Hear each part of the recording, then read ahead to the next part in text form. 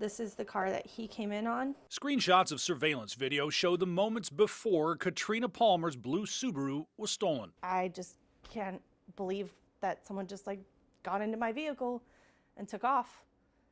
It happened like that. And just like that, the single mother of two was without transportation. You definitely feel like a victim because, what did you do to deserve this, you know? Boy Frank 0570. Oh, there you go.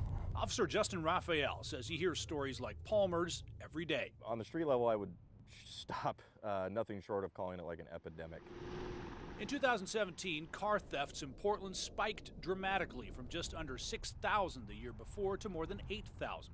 Last year, there were more than 7,500 reported thefts. It's been described to me by numerous car thieves as like a game. They consider being able to steal cars like collecting trophies, almost like a real-life Grand Theft Auto video game. Raphael says thieves these days typically target older model cars, particularly Hondas, Toyotas, and Subarus like this one. And the way they get in and then drive away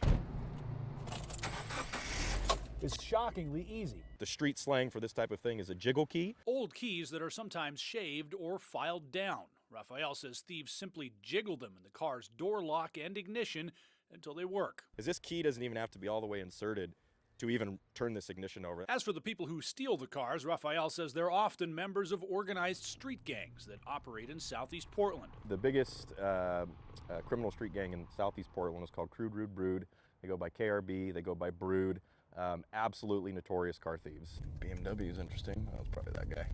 And the cars that are stolen aren't targeted because they're valuable. Raphael says thieves are most often just looking for a ride that can't be traced back to them. We see stolen cars that are used to commit a burglary, commit a robbery, used to move drugs from one location to the other. It's right there. Officers like he and his partner, meanwhile, face an uphill battle to catch the thieves. I was looking at the Civic. It's fake plated. It's all backed in. Yeah, that's stolen. You want to just look? Yeah, I'll get a plate.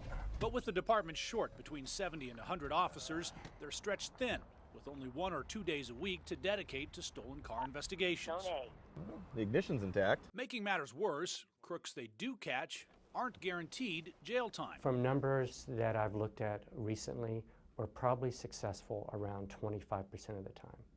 That's shockingly low. It is. Kevin Deemer is a prosecutor with the Multnomah County District Attorney's Office who specializes in car theft cases.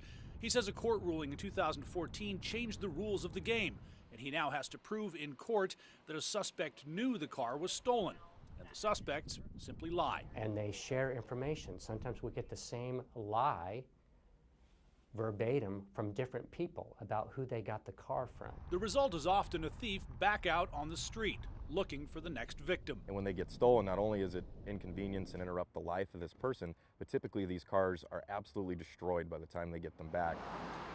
Which was certainly the case for Katrina Palmer. Officers recovered her car after the person driving it crashed violently. Airbags were deployed, my front end was bent in, someone had smashed their head in the windshield, and I was just like, I just couldn't believe it. She holds out hope for justice and jail time for the man who stole it, but she's just now getting her own life back together. You did ask yourself, why me? Why my car? In southeast Portland, Simon Gutierrez, Fox 12 Oregon.